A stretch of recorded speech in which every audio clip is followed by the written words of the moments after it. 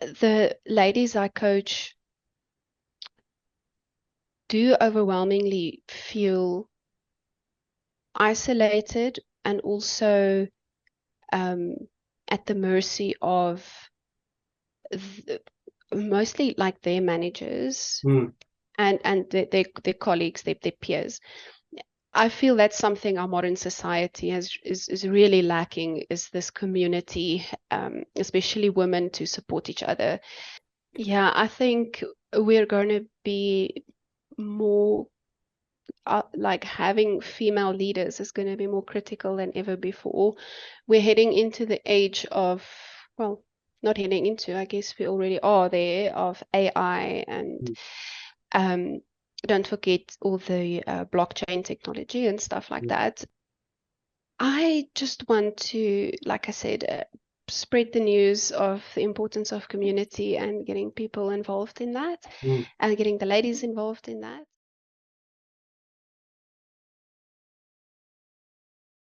Hello, team. Welcome back. We're now in 2025, can you believe? So, welcome back to the ET Project podcast, where we explore inspiring stories and insights from leaders who are making a difference. And in today's episode, we're going to delve into the critical aspects of leadership and mentorship with a focus on empowering young female leaders to thrive in their careers. And we'll be discussing strategies for growth and confidence, effectively managing company culture, as well as leveraging unique strategies and strengths. And our conversation, I'm pretty sure, will provide you, the listener, with actionable insights and valuable tips on leadership skills and practices that you can take away immediately and put into practice. So, additionally, we're going to explore the importance of building supportive communities and fostering continuous growth among emerging leaders. And of course, as you always hear me say, I'm not the expert in this topic. We're very fortunate to have a guest with us, Miss Monika Malan. And Monika is going to help us explore these vital topics for aspiring leaders. Monika, welcome to the show. Oh, thank you so much for having me. It's my pleasure. Now, from memory, you're sitting at the southern area of the African continent in South Africa. Am I correct? That, that's right. That's right. It's summer by us. Um, I think most of the northern hemisphere obviously is having winter, but it's sunny and rainy and just nice and warm. Well, as you can see, I've got my winter jacket on, so it's the opposite here. Um, but being South African, I have to say, I don't know if you're a sports fan. Do you follow the sport at all? A little bit, a little bit. Number one in rugby, number one in cricket in Yeah. the world. I mean, you're having a stellar period at the moment for sport. Yeah, no, I have to say I don't follow it as closely as I used to, Mm, but very proud of our boys in green, especially the Springboks. I know mm, they had a stellar win last year with the World Cup, so very proud yeah. of them. And still number one in the world, I believe. Recently defeated England from memory. So you're still number one. So, Yeah, yeah, congratulations. yeah. Maybe we Thank can you. maybe we can jump into the conversation, if you don't mind, just by sharing a little bit of your background and what sort of got you involved in leadership, project management, finance, IT industry, all these great things. How did you get started in this? Sure. I started working straight out of varsity, lucky enough to get a position at a finance company. At the time, I was convinced I was going to be an equity analyst. Okay. Um, but I started on the operational side of the business, which is more the like practical kind of implementation side of the business. And before long, I found myself in a leadership position Right. and I quite enjoyed it. So it didn't take me long to change my mind. I didn't want the stress of making high stakes decisions around where to invest people's money. But I really enjoyed taking a leadership role, putting processes in place and helping people develop. And so I would say pretty much from the age of like 23, 24, I've been a leader in some form of another. I've led departments, I've led multiple teams, single teams, And something that I've noticed was that women in particular are very, they have a lot of self-doubt when it comes to their leadership abilities. And it's something I experienced myself at various times throughout my career, kind of like being bulldozed by men, or by even by other women sometimes. And just kind of really having to do a lot of kind of deep work to develop my self-confidence and my self-worth, to a point where for the last 8 to 10 years I've been actively mentoring and coaching Mm. other women in the organizations that I was in. And then in the last, I would say, year or so, starting my own practice on the side, specifically targeting female leaders as they enter the leadership journey, because I feel it's so important to get the fundamentals right when you start and help build up that confidence before, kind of life knocks you down. Yes. Yeah, very good. So you talk about some of the challenges for female leaders, young female leaders in particular. What sort of thing did you notice that they were experiencing, and how do you guide them? Like what is it you're guiding them about? So for me, it really boils down to self-doubt. Uh, Mm. Often, as as as women, typically we are conditioned to be polite, to not be quote unquote aggressive, or if you're talking and someone else starts talking, you just keep quiet and let them do their thing. And so we often get kind of bulldozed, is a term I've heard used more than once by the ladies I coach. Um, they feel bulldozed. They don't know how to speak up for themselves, or how to kind of take back a conversation once it's gotten away from them like that. Well, And it further boils down to then trusting the decisions that they make, not second guessing every decision they make, and whether they are doing the right thing or not. So I kind of help them by encouraging a lot of self-reflection and helping them to identify and own their strengths and their values. well, I help teach practical strategies, and also I do most of this in real time coaching, like one-on-one. I feel it's quite important for that kind of personal touch. And of course, each person's situation is unique. So, and that's what really gets me fired up, is helping women. So, um, yeah. Yeah, very nice. I know we spoke about it when we first connected, in terms of culture, and I'm just wondering what your experience is in dealing with females and leaders. How cultural centric do you think the challenge is? Like, do you think in your experience in South Africa, the women are struggling more than, let's say, a woman in Europe, a woman in Australia, or a woman in America? Like, have you had much exposure to that? Yeah, that's a good question. I culturally, I think a lot of women feel or experience the same challenges, regardless of which country they're from. Mm. I do recognize that maybe not so much country-wise, but culturally, in terms of race or religion, Mm. that could impact it more to a certain extent. Right.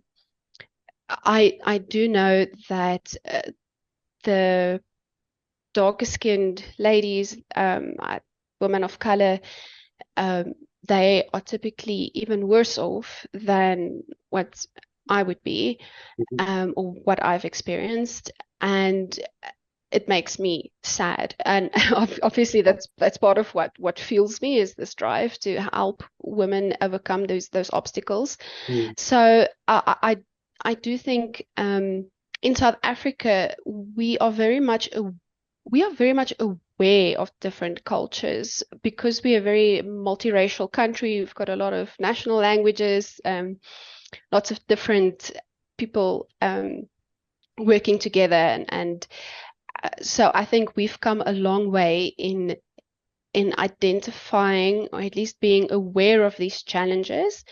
There's obviously still some room for improvement in how we address these challenges, but at mm, least we are having the conversation.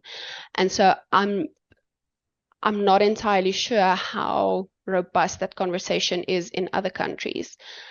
So yeah, I guess from that perspective, culturally, country-wise, there could be a difference in the challenges that women face.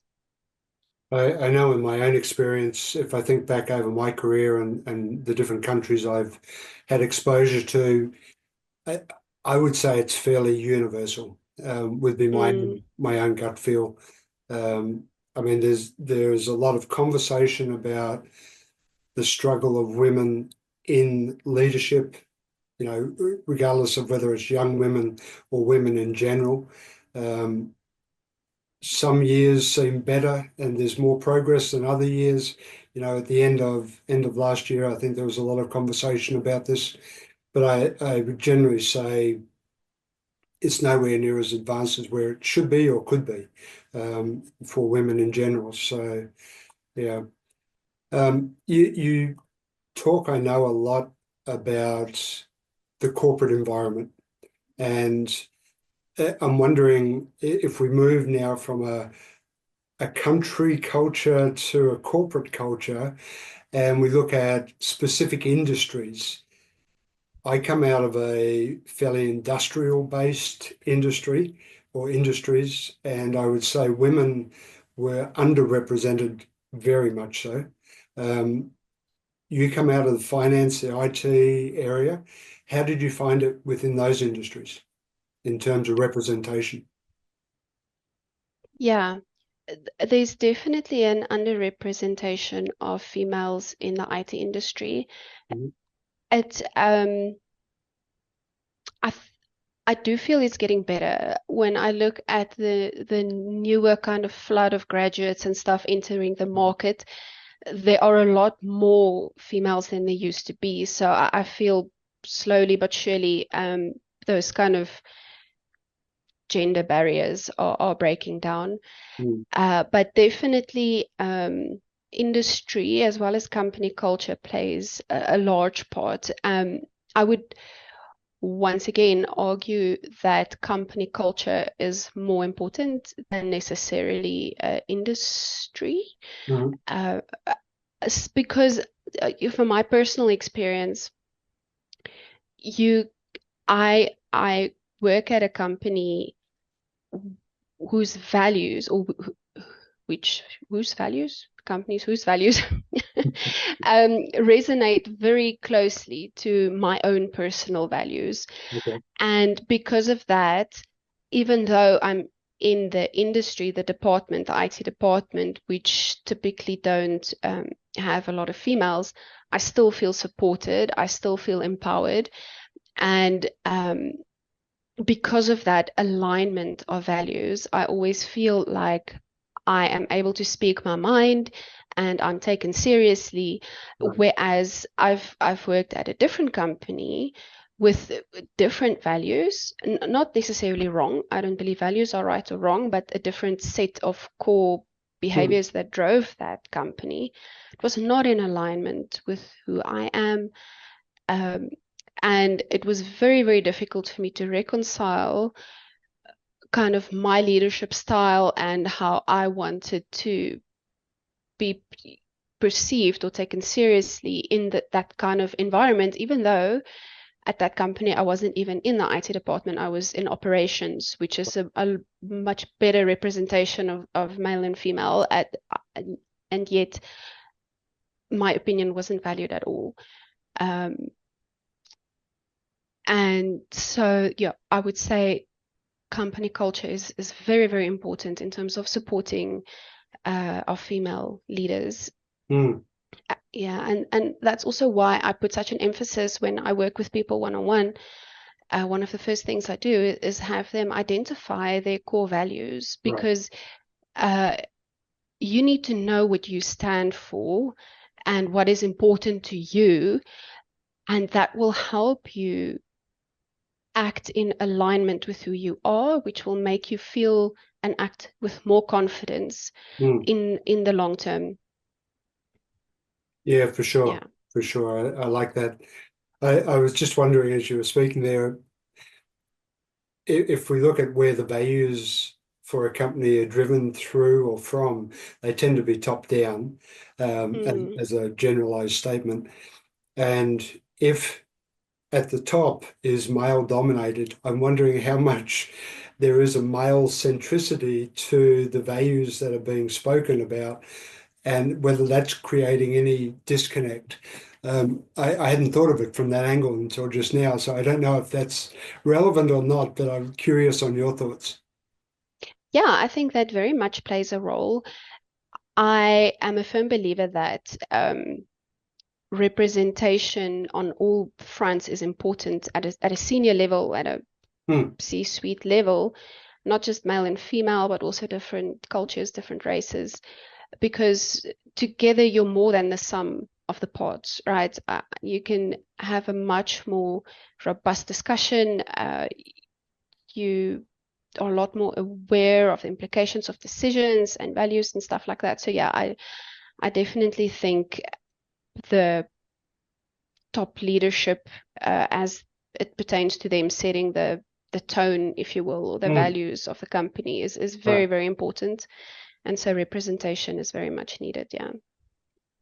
When you're working with the individual, do you find there's a general sense of inability to create change as a single person? And I'm wondering how much there needs to be a collective shift from a female perspective to somehow create this dynamic change in culture. So if even if I'm looking at it from a male perspective and I think to myself, how much influence can I have to shift the culture of an organization, versus if a group of us are moving in that same direction. I can imagine it's more difficult for the female than it is for the male, and what your perspective on that is. Yeah, that is such a good point you're making. The ladies I coach do overwhelmingly feel isolated and also um, at the mercy of th mostly like their managers Mm, and their colleagues, their peers. And what is sad to me is that it's not always that their managers are males. Sometimes it's females. This is a conversation I feel like I don't want to point fingers at males, because as women, we do sometimes bring each other down, which is sad. We need to shift the conversation and support one another. It's not a competition. We can all rise to the top. We can all be successful. We can all be our best selves. yeah. And so, yeah, these ladies do often feel isolated. And so part of what I do with them once again is I bring them back to the core of who they are, Mm, what their values are, and I teach them how to expand their circle of influence. I'm sure you're right. familiar with Stephen Covey's circle of Yeah. influence and Yeah. concern. Yes. Um, because by doing that, by knowing who you are and then acting in accordance with that in a proactive way to expand your influence Mm, um, and your control, you kind of take back control of the situation, and instead of feeling helpless and pointing your fingers at other people, you are in charge of yourself and your situation, and you can make peace with what is not in your control. You Mm, can't control who your manager is, you can't control the decisions of the C-suite, you can't control the economy, but you can control your little piece of the world and how you react to the people around you. yes. And that helps you be confident in who you are, which helps you be a confident leader. I like that. So if we look at it from an EQ perspective and we talk about self-awareness, and you're talking a lot about strengths and values, etc., being aware of those, then you introduce the tool, which is the regulation side um, of influence and control. And I think it's a great dynamic that you're introducing for your clients. Um, you mentioned you have the Holy Grail, so your values are aligned with your company values, which is fantastic, and you're also successful as a female leader. Are you finding, individuals who are also able to find this level of success in those people you're coaching and working with? Yeah, it's um it's interesting. So obviously different people have different scenarios. So I have in the past coached ladies that are now at my level, Hmm, and I've got no uh, uh, doubt that they'll surpass me soon. They're a lot more ambitious. In terms of corporate career, at this point in time, I'm focusing on, I found my niche. I'm happy to coach ladies. I want to start my own business, but hmm, these ladies I'm coaching, they want corporate careers, they want to climb the ladder. And so it gives me so much joy to see them succeed. And then on the other hand, I also am currently coaching this lady who has come to the realization that her values are actually not at all aligned with her company. And even though the company she's working for is a non-profit, and she feels deeply aligned with what the company wants to achieve, um, she doesn't like the way that they're going about it. And so she's actually in the process of making some life-changing decisions in terms of, is this the role, not necessarily the role, is this the company for her? Should she find something else? Is there a different way hmm, that she can address this need in her to help the community without sacrificing who she is?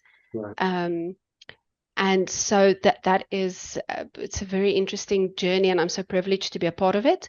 Hmm. Um, so yeah, ladies and from all spectrums and different scenarios, which is really Yeah. heartwarming to know that we're all trying our best to add value in our own way.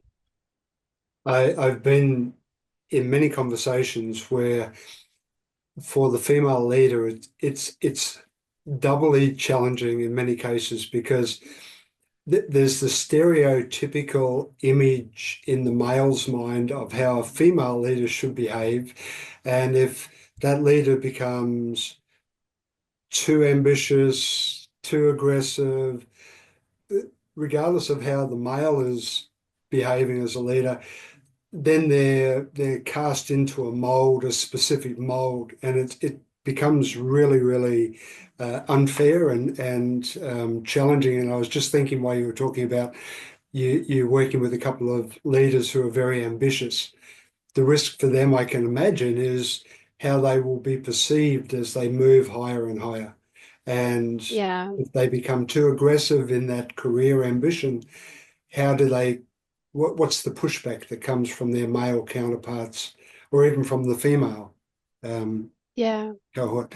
So it is a very challenging thing. And yeah, I don't know if anyone has the answer. And, it's the world we live in, unfortunately, but it's definitely not easy. Um, No, it's not. I know one of the things that you're working on, Monica, is trying to build this community, right, and support this community of female leaders. What's the biggest challenge in building that community for you? I, funny enough, the challenge I'm facing is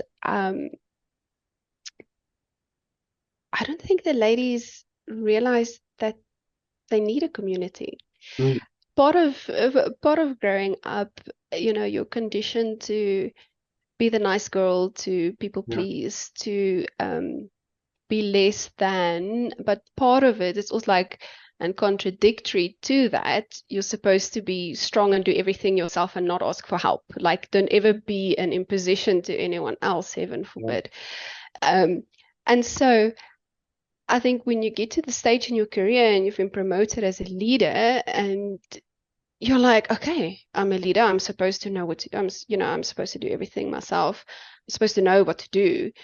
Um, you don't always realize that what you actually need is some support from other women who have been there, who are going through the same things you are. Mm, Um, I feel that's something our modern society is really lacking, is this community, especially women, to support each other. And so that's my biggest challenge. So I really want to create awareness around women supporting women, having each other's backs, the value of getting insight from someone who's been where you are can skyrocket your career because you don't have to learn the lessons yourself. You can learn it from someone else and apply it in your own life. And if we try and take on the system, in quote unquote, the system by ourselves, it's going to be a very lonely, um, long road to yeah. walk. Whereas if we work together we can have a massive impact, I Mm, feel. And there's also a lot of studies that show, apologies if I'm going off on a tangent, but women tend to care for people around them, more so than a man would. We're just mm, more community driven naturally. So I feel if you empower women, if we empower each other, the effect we have is exponential because then we are better able to care for even more people in our lives. And so community is so important, but I need to make the ladies aware that you don't have to do it alone. You don't have to. That's the male way of thinking, and it works well for certain people, um, but we don't have to. We don't have to. there's so many tangents we could go down with some of those comments. Vulnerability jumps out to me as one of the key ones. You know, we hear people like Brene Brown talking about we need to be more vulnerable. For me, that is very apt for the male. I don't feel that the female leaders need to be more vulnerable. I think you're extremely vulnerable already, and in many cases that plays against you in the face of the male. Um, and so it's kind of this whole dynamic that's shifting. You're also talking about community and what we try and do as consultants, we work with small business and the same uh, purpose and outcome as what you're talking about with the female community, we find with the small business community. You can get so much guidance, support, insight from other small business leaders. You don't have to know everything, and you shouldn't be trying to know Exactly. everything. You need the support of others around you, and whether you're a male or a female leader, I think that applies. Yeah, So very true. What about some of the more, so we're talking very, and I don't like the term, but I'll use it, soft skill. So, being tapping into our strengths, tapping into our values, knowing purpose, etc. What about some of the more specific, tangible skills like process improvement or, being able to lead in certain areas, set goals, um, run a team professionally. How much does that play a part in what you talk about with your clients when you're coaching? Yeah, it's a very fundamental part. So my framework touches on three main components. The one is EQ, which you're right, Mhm. we've been predominantly speaking about. Then it's the leadership skills.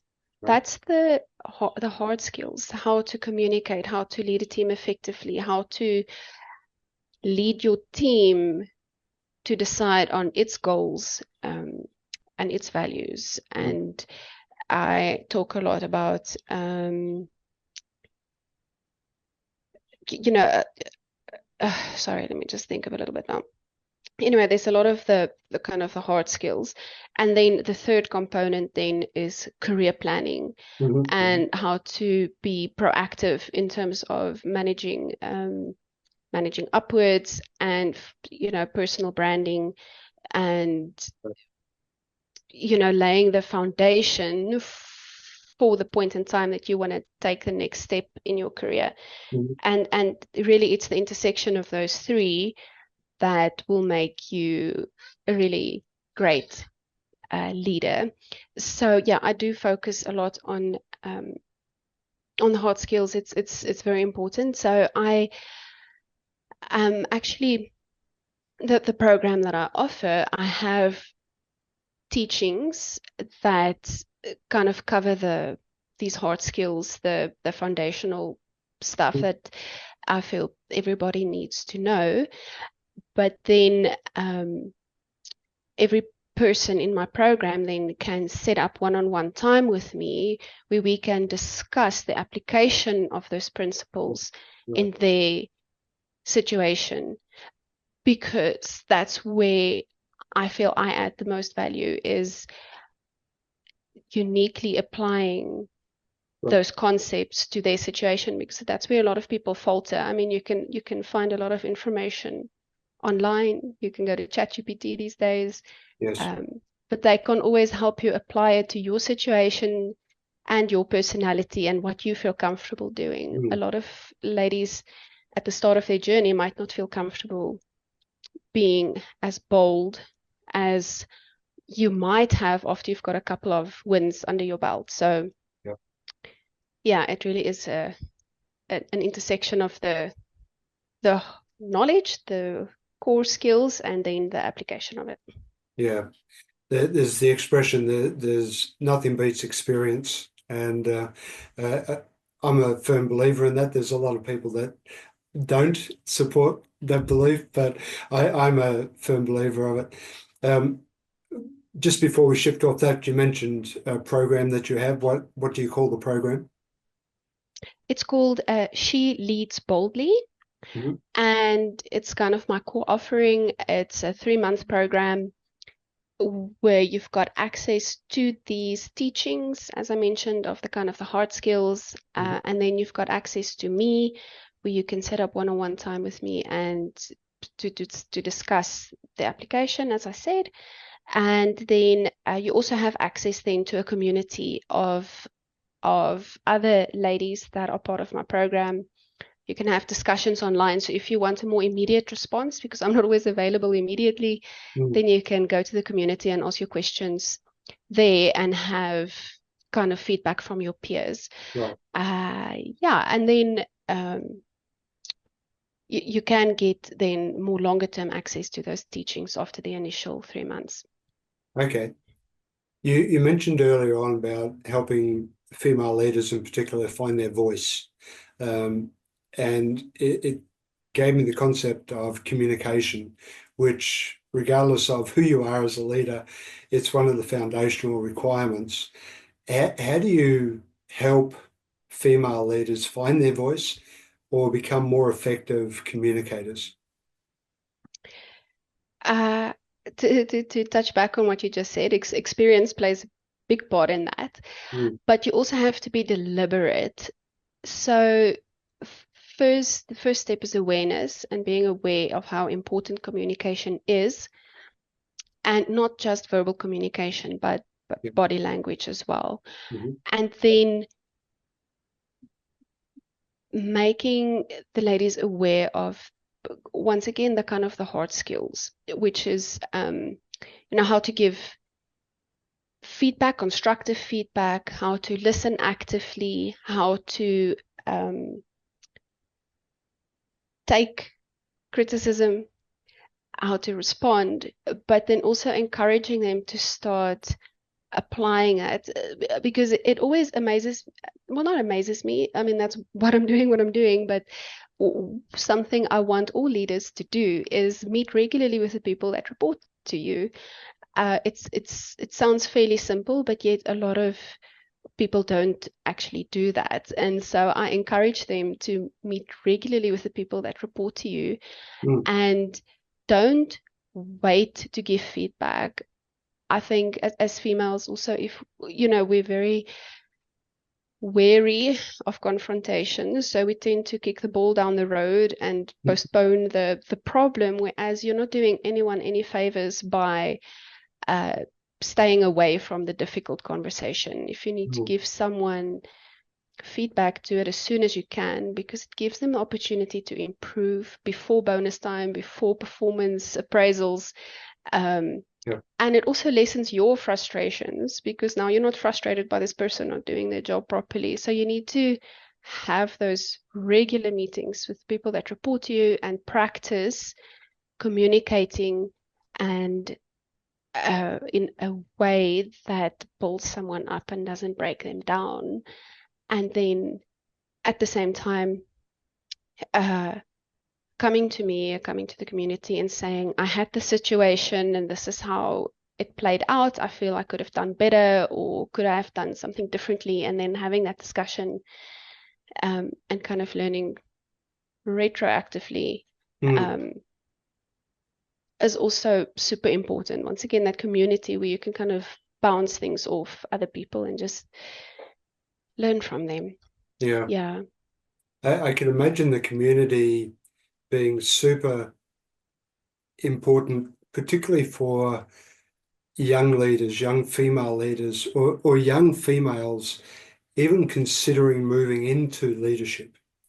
It must be such a weighty decision to say, okay, I'm a female, I'm the child bearer of the two genders. Do I seek a career versus do I want to develop a family while I'm young? How do you guide? And this is more from my knowledge rather than anyone listening, but how do you guide somebody who's young female and really at that crossroad trying to make this decision? Like, it must be so difficult. It is difficult, and it's also a very personal decision. So there's definitely no cookie cutter approach to how to handle it.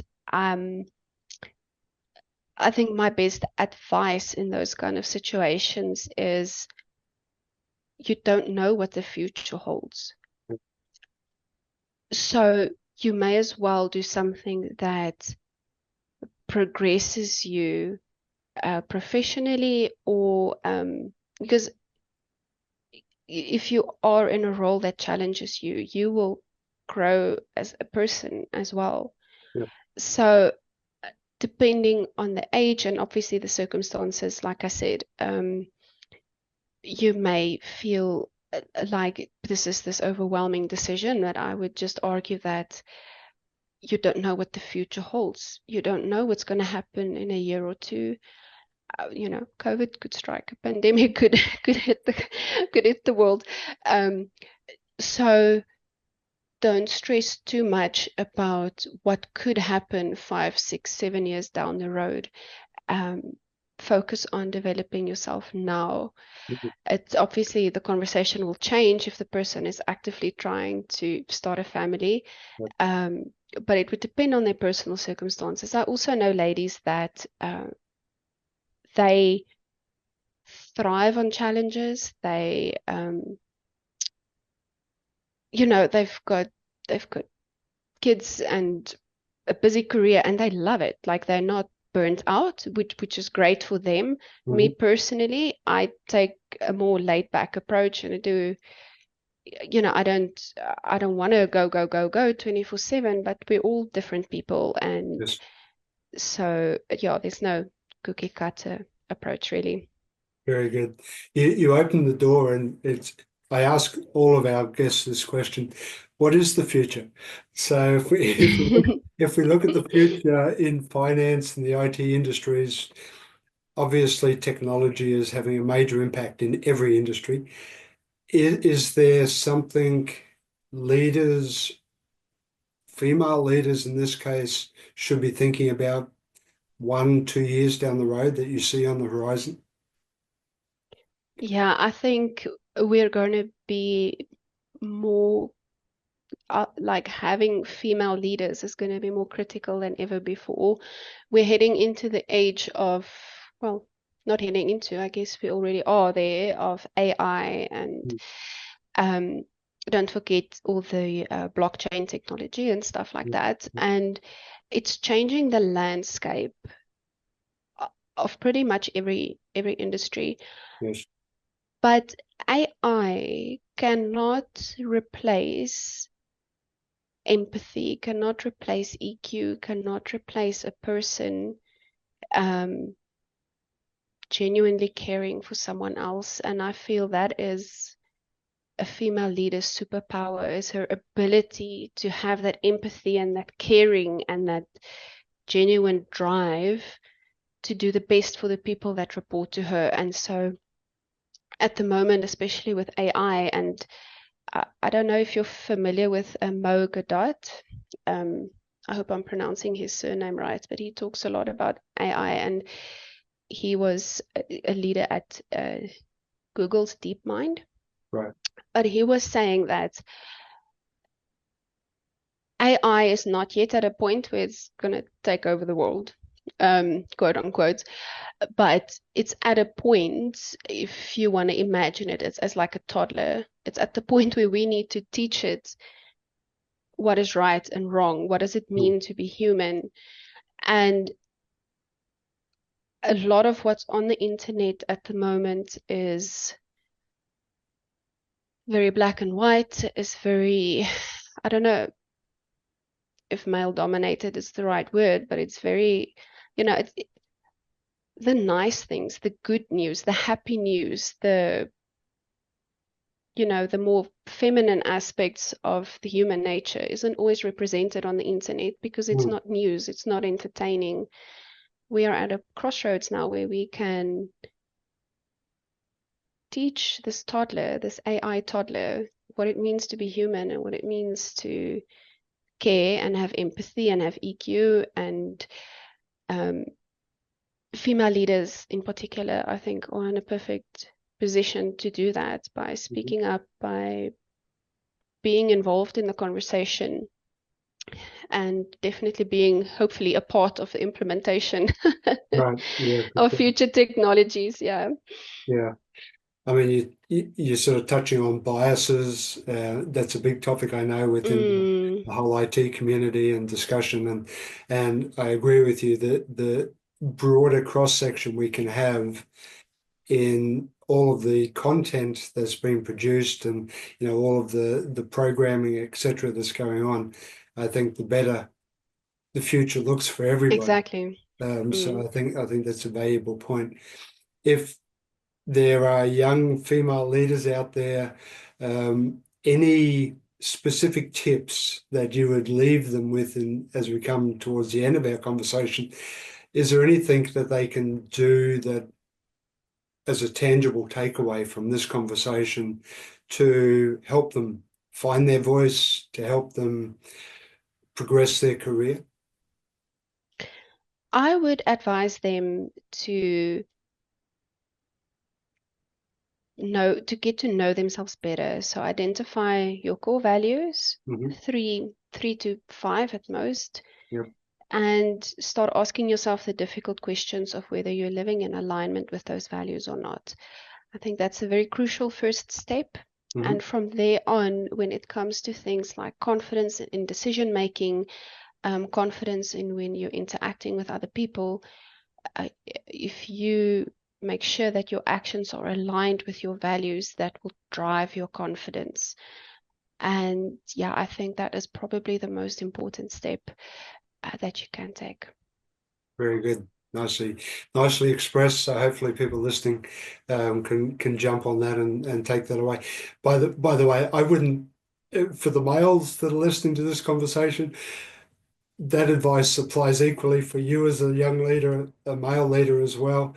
I think it's so important that we all understand ourselves so that we can then shape the future that we want to have rather than be dictated to by corporates and the world around us by not knowing that. Monika, anything apart from your program that you introduced earlier, anything else you're working on? Any goals for the immediate future?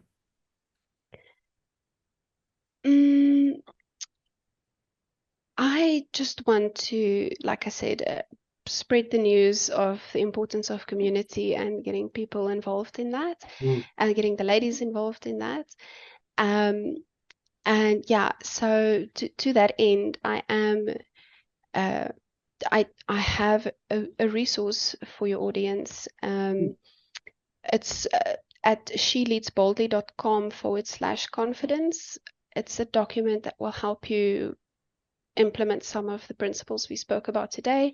Okay. And then based off of that, I can get in touch with people one-on-one, and we can start building that community and helping each other. So that really is my short-term goal, if you will, is just get this Well, really like overwhelming community getting started. Very nice. We'll definitely link to that in the show notes. So thank you for that. Where is the best place for people to connect with you, whether they pick up this document first or they connect with you on social media or through your website? What's the best approach? Yeah, so they can download the document for sure, but I particularly hang out on LinkedIn. So it's just Monika Malan.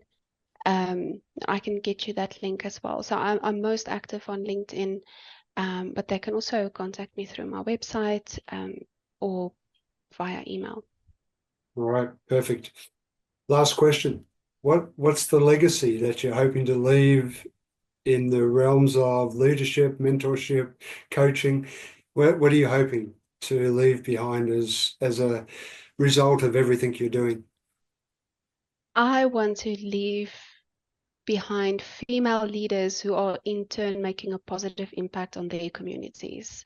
I want a ripple effect of positivity and female empowerment and female leaders just supporting one another and seeing that ripple effect, because for every one woman I can support, she will in turn positively influence, I would say, at a minimum 4 to 6 other people, probably a lot more. And they in turn will also go and positively influence others. So that is the legacy I hope to leave behind. Well, I definitely wish you well on that quest, and thank you so much for being an excellent guest on the ET project. Really enjoyed the conversation, and all the best for the future. And hopefully our listeners will take a lot from that conversation and get in contact. Oh, thank you so much for having me. It has been a lot of fun, and keep up the good work. It's really great that we can have these types of conversations. Thank you. So what are you waiting for? Hit the subscribe button below and click on the bell icon so I can pop up in your feed occasionally with a great tip for your ultimate growth.